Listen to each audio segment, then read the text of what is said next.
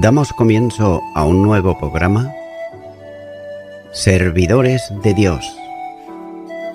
Quien te habla es Manuel Cornejo. Estaré compartiendo la palabra de Dios y lo haré de una manera expositiva, versículo a versículo. Y en esta ocasión será en la segunda carta a Timoteo, capítulo 3 y versículo 4, donde dice: traidores, impetuosos, infatuados, amadores de los deleites más que de Dios. El adjetivo designa a quien es una persona que es un traidor y por tanto es una persona que traiciona. Es el término usado, por ejemplo, por Lucas para referirse a la condición personal de Judas. Lucas, capítulo 6, versículo 16, dice: Judas, hermano de Jacobo, y Judas Iscariote, que llegó a ser el traidor. Nótese que estos son capaces de vender a sus mejores amigos en provecho personal. Y son personas que no tienen afecto ni lealtad, y se puede y se debe de esperar de ellos, por tanto, el ser traicionados. En un corazón donde anida las perversidades anteriores, no he de extrañar, por ejemplo, que en la traición se manifieste también. Y nótese que hay gente desleal, indigno de toda confianza. También dice que son temerarios o impetuosos. El adjetivo significa literalmente uno que cae hacia adelante.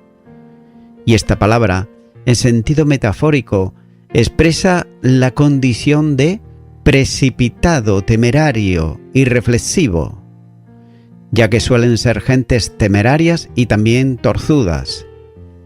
Y también suelen ser personas que no miden el peligro que supongan sus traiciones, con tal de conseguir sus depravados intentos, como ocurría con los plateros, por ejemplo, de Éfeso, que para mantener a salvo sus negocios, levantaron una revuelta en la ciudad que bien podía considerarse como un motín al obrar temeraria o impetuosamente. Hechos de los Apóstoles, capítulo 19 y versículo 36, dice: puesto que estos no pueden contradecirse, es necesario que os apaciguéis y que nada hagáis precipitadamente. Y el apóstol añade todavía el calificativo de infatuados o envanecidos, ya que suelen ser personas cegadas por el engreimiento personal. Y el adjetivo tiene el sentido de hinchados, es decir, como pavos reales, para referirse aquí esencialmente a los que creen saberlo todo. Por consiguiente, no están dispuestos a recibir ningún reproche ni de enseñanza ni de otros. Así que estas personas suelen ser los verdaderos sabiondos, los que se creen sabios sin serlo. Finalmente, los presenta como quienes son amadores de los deleites más que de Dios. Y el adjetivo equivale a amadores del placer, ya que este calificativo está complementado por la expresión más que de Dios. Sin embargo, el adjetivo tiene el sentido de más bien, es decir, colocan el amor por el placer antes de amar a Dios. En ocasiones, se entiende la frase como una situación de afecto prioritario al placer y luego a Dios, pero realmente no quiere decir que amen algo a Dios, sino todo lo contrario, ya que ellos aman los deleites en lugar de amar a Dios. Y estas personas sustituyen a Dios por los placeres personales, ya que son egoístas de esto y de tal dimensión que los lleva a oponerse a Dios en todo lo que suponga un obstáculo para sus pasiones y deseos personales. Sus placeres, y nótese, son lo único que les interesa, por tanto Dios no cuenta para ello en absoluto.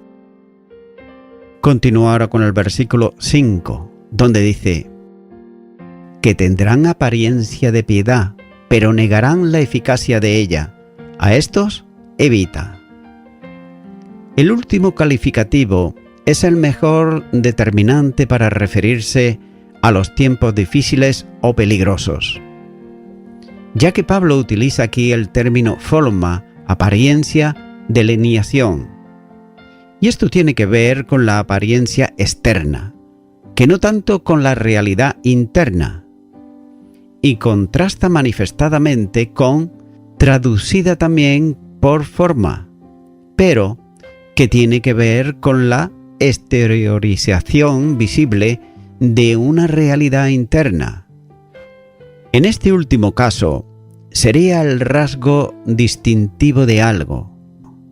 Sin embargo, el sustantivo que Pablo usa aquí denota meramente un aspecto que puede aparentar lo que realmente no lo es, ya que a la vista parece que son piadosos, y es una expresión de hipocresía, y muchas veces difícil o imposiblemente detectables, por lo que hace muy peligroso el tiempo a no poder delimitar fielmente lo que es real y lo que no lo es.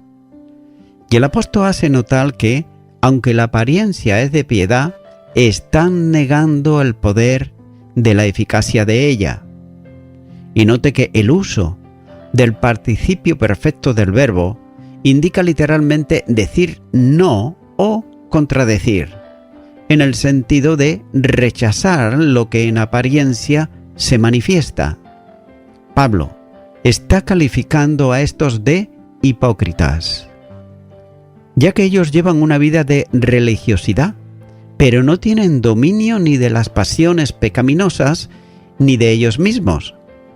La primera carta a Timoteo, capítulo 4, y los versículos 7 y 8 dice: desecha las fábulas profanas y de viejas, ejercítate para la piedad, porque el ejercicio corporal para poco es provechoso, pero la piedad para todo aprovecha, pues tiene promesa de esta vida presente y de la venidera.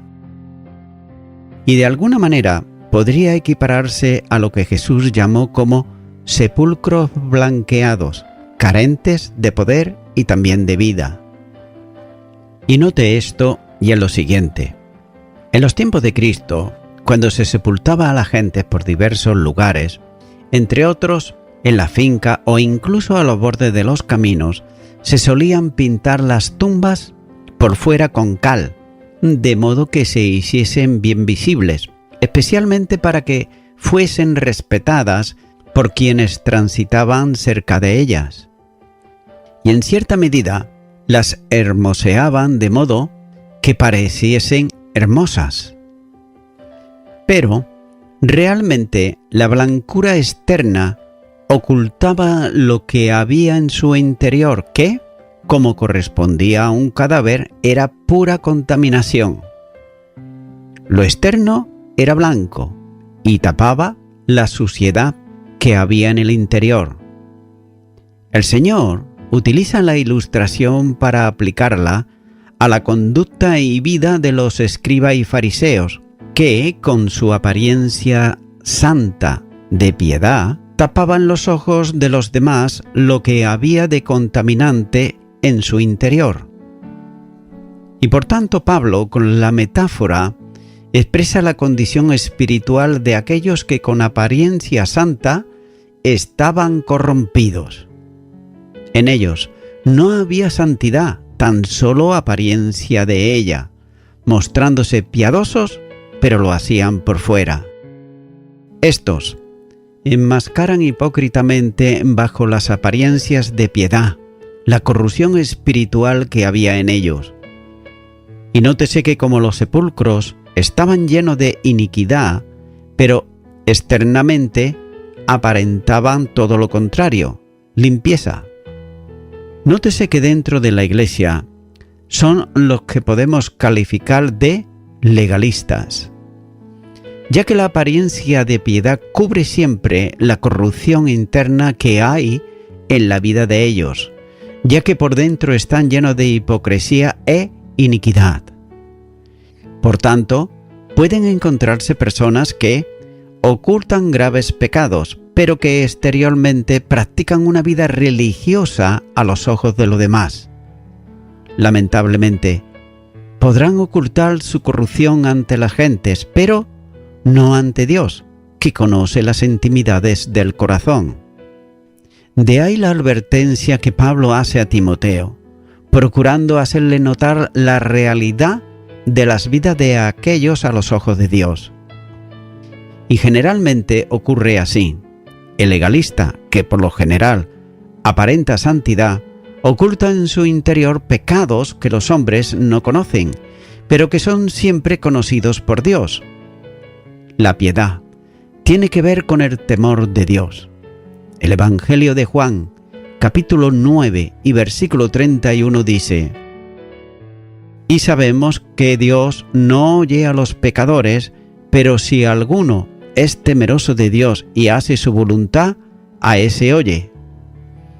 Por tanto, es un asunto del corazón y no de las formas. La primera carta de Pedro, capítulo 3 y versículos 3 y 4 dice: Vuestro atavío no sea el externo de peinados portentosos, de adornos de oro o de vestidos lujosos, sino el interno, el del corazón, en el incorruptible ornato de un espíritu afable y apacible, que es de grande estima delante de Dios.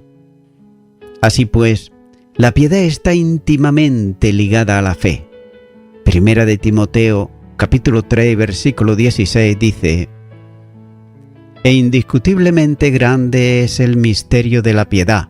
Dios fue manifestado en carne, justificado en el Espíritu, visto de los ángeles, predicado a los gentiles, creído en el mundo, recibido arriba en gloria. Una vida piadosa delante de Dios está evidenciando claramente el nuevo nacimiento en Cristo Jesús. Santiago, capítulo 2, versículo 17 dice: Así también la fe, si no tiene obras, es muerta en sí misma. Como manifestación visible de la esfera de auténtica comunión con Dios, de otro modo, la vida de verdadera piedad se manifiesta prácticamente. La primera carta a Timoteo, capítulo 4 y versículos 7 y 8 dice: Desecha las fábulas profanas y de viejas, ejercítate para la piedad, porque el ejercicio corporal para poco es provechoso, pero la piedad para todo aprovecha, pues tiene promesa de esta vida presente y de la venidera. Entre otras cosas, en el entorno directamente y vinculado con el escrito del apóstol, que advierte sobre quienes enseñan doctrinas falsas, el hombre que tiene piedad auténtica se manifiesta fiel a la doctrina. La primera carta a Timoteo, capítulo 6, versículo 3, dice: Si alguno enseña otra cosa y no se conforma a las sanas palabras de nuestro Señor Jesucristo y a la doctrina que es conforme a la piedad. Estos que niegan la eficacia de la piedad son los que toman como fuente de ganancia.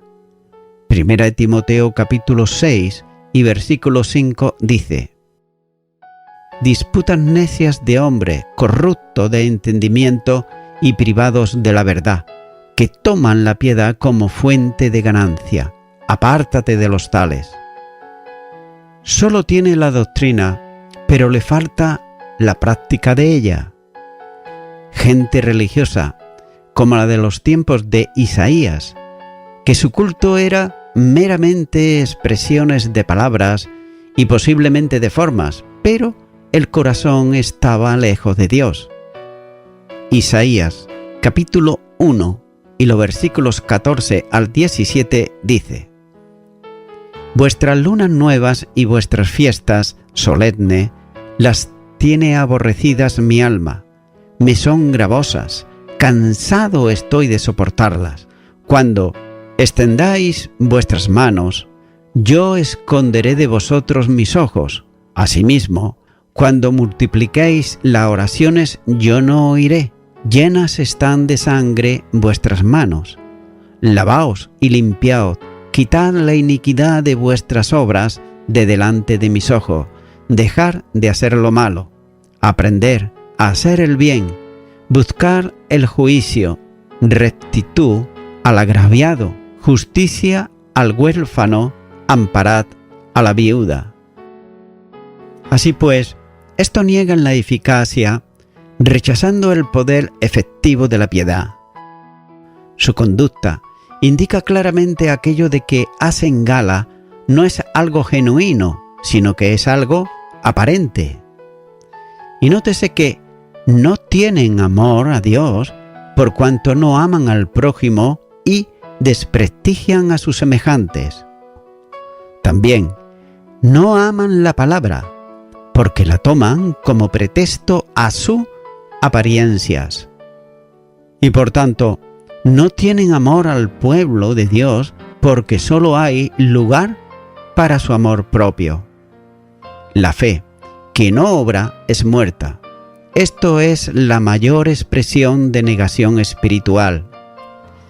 Santiago capítulo 2 y los versículos 14 al 16 dice: Hermanos míos, ¿de qué aprovechará si alguno dice que tiene fe y no tiene obras? ¿Podrá la fe salvarle? Y si un hermano o una hermana está desnudo y tiene necesidad de mantenimiento de cada día, y alguno de vosotros le dice: id en paz, calentaos y saciaos, pero no le dais las cosas que son necesarias para el cuerpo, ¿de qué aprovechará?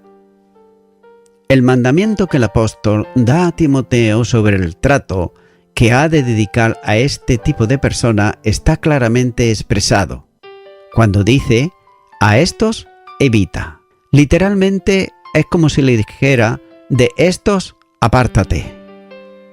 El presente del imperativo del verbo significa literalmente hacer girar hacia afuera, aquí con sentido de evitar, darle la espalda. Y Pablo manda a Timoteo que se aparte de tales personas. El verbo expresa un apartarse con determinación. Del mismo modo que se repele a un adversario, así el creyente debe de apartarse de este tipo de gente, ya que es un mandato similar al que el apóstol Juan escribe en su segunda carta de Juan, cuando dice: si alguno viene a vosotros y no trae esta doctrina, no lo recibáis en casa ni le digáis bienvenido, porque el que le dice bienvenido participa de sus malas obras. Por tanto, no se trata de separatismo, sino de mantener una relación de comunión con quien Dios no lo mantiene. Vivir con una persona que profesa piedad aparente, tarde o temprano contamina al que está a su lado. Continúa ahora con el versículo 6, donde dice: porque de estos son los que se meten en las casas y llevan cautiva a las mujercillas, cargadas de pecados, arrastradas por diversas concupiscencias.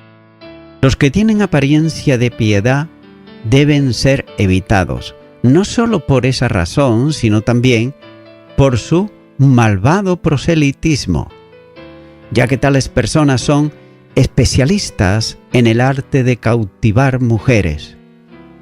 Para ello, se introducen a hurtandillas en las casas o en las familias, y la maña de esto se describe con el verbo que describe la acción de envolverse en o introducir, y también poner encima, lo que supondría cargar con un peso. Ahora bien, cabe hacerse una pregunta y es la siguiente: ¿pero cómo lo hacían? No se describe, pero cuando el apóstol dice que entraban mañosamente o a hurtadillas en las casas, tal vez señale que los falsos maestros piadosos, en apariencia, visitaban las casas cuando los maridos no estaban en ellas. Por tanto, la idea general es la de personas que se meten en las casas, es decir, entran en las familias y en los hogares. Ahora bien, una vez conseguido el propósito de introducirse en el ámbito de las familias, logran cautivar a ciertas mujeres. El participio presente del verbo significa llevar cautivo, subyugar o llevar bajo control. Otro verbo también semejante o incluso sinónimo tiene que ver con hacer prisionero de guerra. Y note que estos que son falsos profetas y que enseñan doctrina de demonios, actúan de forma semejante a cómo hizo, por ejemplo, Satanás con Eva, como nos dice, por ejemplo, en Génesis capítulo 3, cuando Satanás engañó a la mujer. Así pues, su método no es directo, sino furtivo, ya que entran para llevar cautivas a las mujeres que le prestan atención en sus enseñanzas y propósitos. Posiblemente no se dan cuenta del riesgo hasta que han caído en los lazos perversos de los que han entrado furtivamente en las casas. El apóstol determina qué clase de mujeres son estas, usando para ello un diminutivo despectivo que equivale cuando el apóstol dice están cargadas de pecados. El participio presente del verbo usado para referirse a quienes son juguetes de las pasiones. El principal camino por el que son arrastradas estas mujeres en la proposición a ser cautivadas por el diletantismo de los falsos maestros. En ese sentido, no les interesa la verdad, sino que buscan cosas novedosas. El apóstol aludió a esas mujeres llamándolas ociosas, frívolas, chismosas y entremetidas, ya que son personas que por su condición personal pueden ser fácilmente presas de quienes buscan apartar a los creyentes de la verdadera fe. El apóstol añade algo más a la condición de estas mujeres. Dice que son arrastradas por diversas concupiscencias. El adjetivo calificativo, traducido por diversas, significa literalmente de diversos colores. Es la misma palabra usada por Santiago para referirse a la diversidad de pruebas. Santiago, capítulo 1 y versículo 2, dice: Hermanos míos, tened por sumo gozo cuando halléis en diversas pruebas. Es también difícil determinar a qué se está refiriendo con esta frase, que podría incluir la seducción sexual, aunque aquí no es evidente. Sin embargo, tiene que ver algo acorde con la corrompida condición de los maestros que arrastran a tales discípulas. Es posible que se trate de influencias gnósticas que, entre otras cosas, impidían casarse para evitar la multiplicación de los cuerpos que, según ellos, es donde está el mal. La primera carta a Timoteo, capítulo 4 y versículo 3, dice: prohibirán casarse y mandarán abstenerse de alimentos que Dios creó, para que, con acción de gracias, participen de ellos los creyentes y los que han conocido la verdad. Pero sin embargo, los placeres corporales no eran en modo alguno pecaminosos, porque se practicaban con el cuerpo que ya de por sí era malo, según ellos, claro. Sin embargo, podría más bien tratarse de mujeres que están siempre pensando en lo que es pecado y en lo que no lo es. Y estas mujeres, adictas a la piedad aparente, son fácilmente propensas a ser seducidas por quienes practican este tipo de hipocresía en la piedad aparente, ya que ellos proponiéndoles una vida de formas, y estas tales mujeres tapaban para su conciencia el verdadero mal que había en ellas.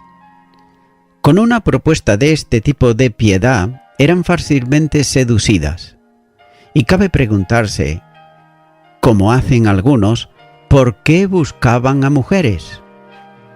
No hay respuesta firme, pero así, la psicología femenina permite entender algo sobre la razón. En primer lugar, porque la mujer se seduce más fácilmente que el hombre a causa de la emotividad que la caracteriza más allá del razonamiento frente a las insinuaciones. En segundo lugar, porque ellas son instrumentos utilizables para influir en los esposos. Sin embargo, estas y otras suposiciones son simples deducciones sin firmeza textual sustentante. Continúo ahora con el versículo 7, donde dice: estas siempre están aprendiendo y nunca pueden llegar al conocimiento de la verdad. Nótese que la curiosidad que manifiestan por asuntos novedosos que los falsos maestros satisfacen, en contraste con las cosas permanentes de la doctrina bíblica, ponen a estas mujeres como fácil presa en manos de los pervertidores de la doctrina, ya que su condición es la de aprendices permanentes de lo que resulta una novedad, es decir, que siempre están aprendiendo y nunca llegan al conocimiento pleno. Así pues, tales personas son arrastradas continuamente de un lado a otro, cualquier viento de doctrina. Efesios, capítulo 4 y versículo 14 dice: para que ya no seáis niños fluctuantes, llevados por doquier de todo viento de doctrina, por estratagema de hombres, que para engañar emplean con astucia las artimañas del error. Sin duda, debido a la falta de una sólida formación bíblica, les pasaba esto. Y el apóstol dice que nunca llegan al conocimiento de la verdad. Aquí está utilizando el sustantivo que denota el conocimiento pleno de algo, en este caso, de la verdad manifiesta en el Evangelio. La primera carta a Timoteo, capítulo 2 y versículo 4 dice: el cual quiere que todos los hombres sean salvos y vengan al conocimiento de la verdad. Así pues, no les seduce el deseo de aprender, sino la curiosidad por las enseñanzas que le ofrecen los maestros de piedad aparente, ya que buscan simplemente un cambio de postura en relación con lo que conocen en la instrucción recibida en la Iglesia. Y de ese modo, no es extraño que nunca lleguen al pleno conocimiento de la verdad de salvación. Y voy concluyendo ya con esto. Estimado y estimada oyente, suele haber personas que en sus casas tienen la Biblia como un elemento decorativo en la estantería. También otras personas, humanamente hablando, siempre están aprendiendo y nunca pueden llegar al conocimiento de la verdad. Cuando digo que nunca llegan al conocimiento de la verdad, me refiero a la palabra de Dios. ¿Por qué? Porque la Biblia, que es la palabra de Dios, son libros, cartas espirituales. Dicho de otra manera más clara, para entender la palabra de Dios hay que entenderla espiritualmente. Por tanto, solo el Espíritu de Dios es quien puede ayudar a entenderla y ponerla en práctica. Así pues, cuando aceptamos de verdad o de todo corazón a Jesucristo como nuestro único y suficiente Salvador, es cuando podemos entender a través de su Espíritu lo que la palabra de Dios quiere decirnos. Estimado y estimada oyente, yo te animo a que ahora tú, en primer lugar, aceptes a Cristo en tu corazón, ya que si lo haces con toda sinceridad, Él perdonará tus pecados y su Espíritu te llevará a toda la verdad que es la palabra de Dios. Por tanto, te animo a que ores conmigo para recibir a Jesucristo en tu corazón y di conmigo allá donde estás. Repite y di: Señor Jesús, te confieso que muchas veces he leído tu palabra y no he entendido casi nada, pero en esta hora lo que sí sé es que soy una persona pecadora. Por tanto, te pido perdón por todos mis pecados y por todos mis delitos, y me arrepiento de ellos, y te recibo a ti, Jesucristo, como mi único y suficiente Salvador. Y te doy gracias, en el nombre de Jesús. Amén. Amigo y amiga oyente, si tú has hecho esta oración de corazón, te recomiendo que comiences a orar a Dios, en primer lugar, en el nombre del Señor Jesucristo. Orar a Dios no es rezar, sino que es hablar con una persona. También te recomiendo que leas la palabra de Dios y lo hagas a diario. Comienza, por ejemplo, con el Nuevo Testamento. Y también, por último, te recomiendo que para que puedas crecer espiritualmente, te congregues en una iglesia cristiano-evangélica, donde se predique, se enseñe y se practique la sana doctrina y la palabra de Dios. Congrégate ahí y con el tiempo podrás crecer espiritualmente y también servir al Señor Jesucristo. Que Dios te bendiga.